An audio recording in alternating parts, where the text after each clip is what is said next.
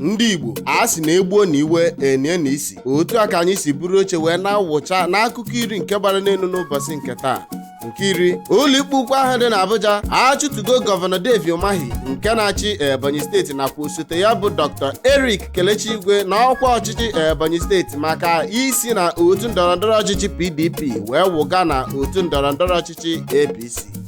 Nke itoolu, nwanne ọmarịcha nwatakịrị nwaanyị ahụ aha ya bụ Bamishe bụ onye nke egburu n'ime ụgbọala BRT n'ime mba Lagos steeti ekwugo na ndị gburu nwanne ya nwaanyị bere ya ọtụtụ akụkụ ahụ tupu ha ahapụ nwatakịrị nwaanyị a ka ọ nwụọ n'ihe iru uju nakwa n'afụfụ na n'ohuhu ọbara nke onwe ya.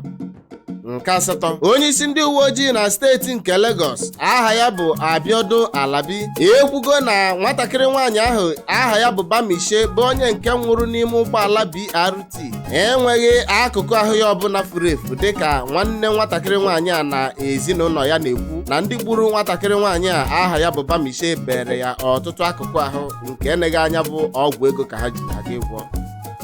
Nke asaa, ofu onye maọbụ mmadụ abụọ anwụgo ebe ọtụtụ nwetara nnukwu mmerụ ahụ nakwa ọtụtụ ọdụ ahịa bụ ndị nke repịara erepịa n'ime steeti nke Ogun ebe ndị Yoruba nakwasị na ụmụ ikorobịa ndị Hausa nọ na-anụrịta ọgụ na ya bụ obodo Ogun steeti.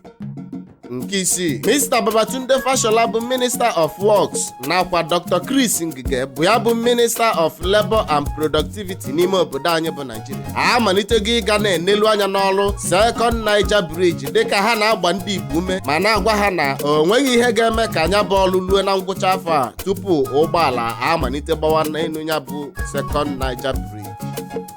Nke ise, otu egwuregwu bọọlụ Bayern Munich apịgo ndị ọ bụ ha na Champions League bụ otu egwu bọọlụ Salzburg ọkpụ asaa a satara naanị otu iji wee fụ na ha denyere aha na UEFA Champions League quarter final nke na-abịa n'ihu.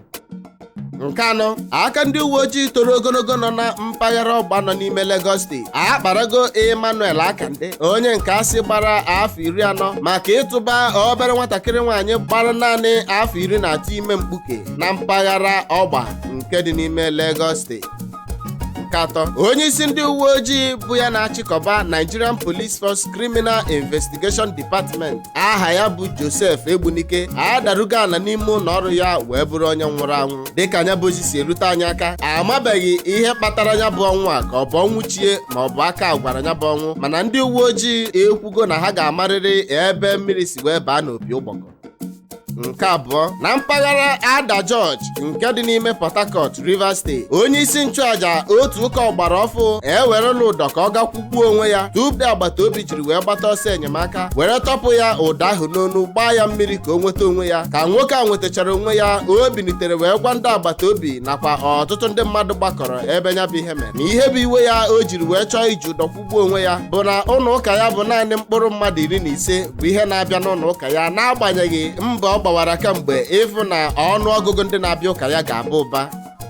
Nke mbụ n'akụkọ iri gbaa n'elu n'ụbọchị nke taa, ndị omekome ha na-akpọ ndị bandit n'asụsụ bekee egbugo mmadụ abụọ tọrọ mmadụ 4 nakwa onye isi nchụaja n'ụlọ ụka St. John Evangelical Catholic Church nke dị n'ime Kaduna steeti dịka ha bụ ndị otu ọjọọ akpọrọ ndị bandit ka na-akpa mkpamkpa n'ime obodo a. Igbo ndị ọma na-ege anyị ntị n'onu, ọkwa ebe a ka anyị ga-adọbiri ya n'akụkọ iri nke gbara n'elu n'ụbọchị nke taa. Ndị Igbo chetakwa na ọkazi eju akpa ekechie nya ọnụ ọkabilisi ichoku n'ụlọ mgbasa ozi isi mbido ya gazie.